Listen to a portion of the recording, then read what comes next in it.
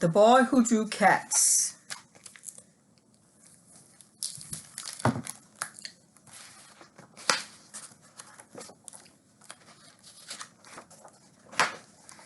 In a small village in Japan, there once lived a poor farmer and his wife who were very good people.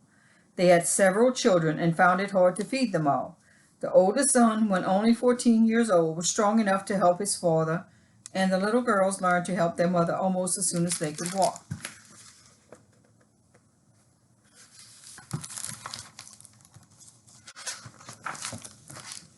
But the youngest child, a little boy, did not seem to be fit for hard work. He was very clever, more clever than all his brothers and sisters. But he was quite weak and small, and people said he would never grow very big. So his parents thought it would be better for him to become a priest rather than a farmer.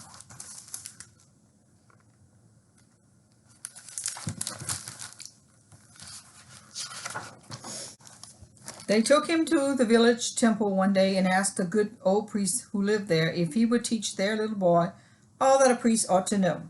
The old man spoke kindly to the lad and asked him some hard questions. So clever were the answers, the priest agreed to take the little fellow into the temple and to educate him for priesthood.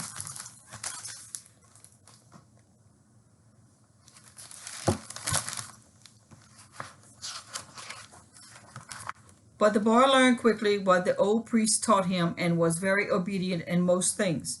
But he had one fault. He liked to draw cats during study hours, and to draw cats even where cats ought not to have been drawn at all. Whenever he found himself alone, he drew cats. He drew them on the margins of the priest's books, and on all the screens of the temple, and on the walls, and on the pillows. Several times the priest told him this was not right, but the boy did not stop drawing cats. He drew them because he really could not help it.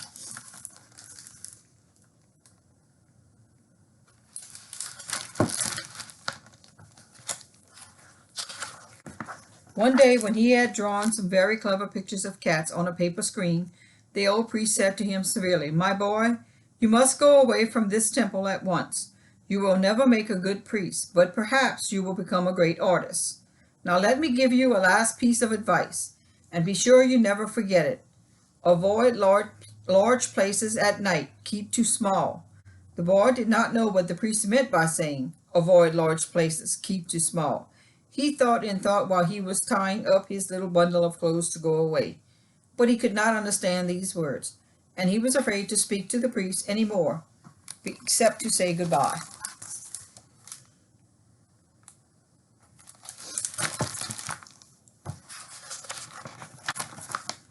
He left the temple very sorrowfully and began to wonder what he should do. He felt sure his father would punish him for having been disobedient to the priest, so he was afraid to go home.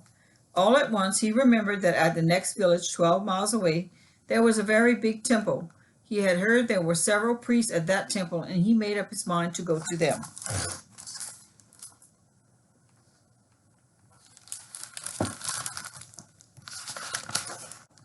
Now the boy did not know it, but that big temple was closed up.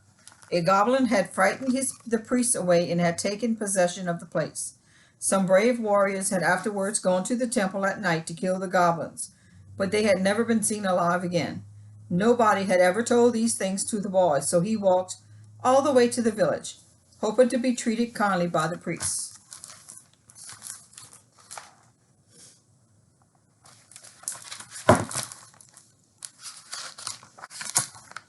When he got to the village, it was already dark and all the people were in bed, but he saw the big temple on a hill at the other end of the widest street, and he saw there was a light in the temple. People who tell the story say the goblin used to make that light in order to tempt lonely travelers to ask for shelter. The boy went at once to the temple and knocked. There was no sound inside. He knocked and knocked again, but still nobody came. At last he pushed gently at the door and was quite glad to find it had not been fastened. So he went in. He saw a lamp burning, but no priest.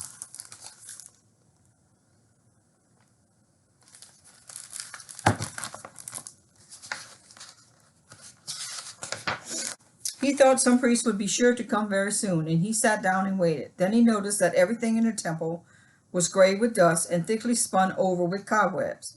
so he thought to himself that the priest would certainly like to have the place cleaned. He wondered why they had allowed everything to get so dusty. What pleased him, however, were some big white screens, good to paint cats upon.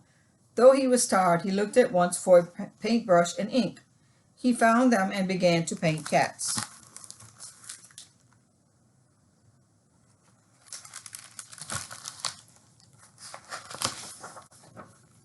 He painted a great many cats upon the screen. Then he felt very, very sleepy. He was just on the point of lying down to sleep beside one of the screens when he suddenly remembered the words, "Avoid large places at night, keep to small." The temple was very large. He was all alone, and as he thought of these words, though he did not quite understand them, he began for the first time to feel a little afraid. He resolved to look for a small place in which to sleep. He found a little cabinet with a sliding door, went into it and shut the door. Then he lay down and fell fast asleep.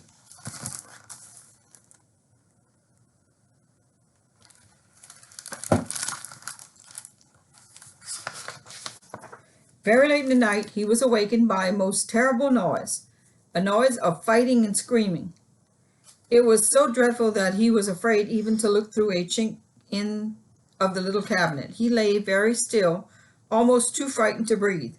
The light that had been in the temple went out, but the awful sounds continued and became more awful, and all the temple shook.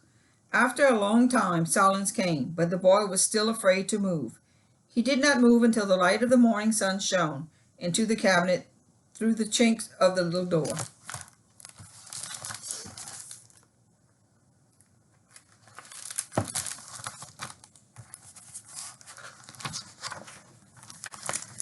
Then he got out of his hiding place very cautiously and looked about. The first thing he saw was that all the floor of the temple was covered with blood, and then he saw lying dead in the middle of it an enormous, monstrous rat, a goblin bigger than a cow.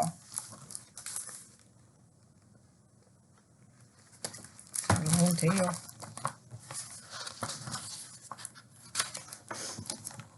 But who or what could have killed it? There was no man or other creature to be seen. Suddenly the boy observed that the mouths of all the cats he had drawn the night before were red and wet with blood. Then he knew that the goblin had been killed by the cats he had drawn. And then, for the first time, he understood why the wise old priest had said to him, "Avoid large places at night, keep the small." It all had blood on it. Afterward, that boy became a very famous artist. Some of the cats that he drew are still shown to travelers in Japan, and parents show the drawings to their children. This is the work of Shishu Toyo, they say.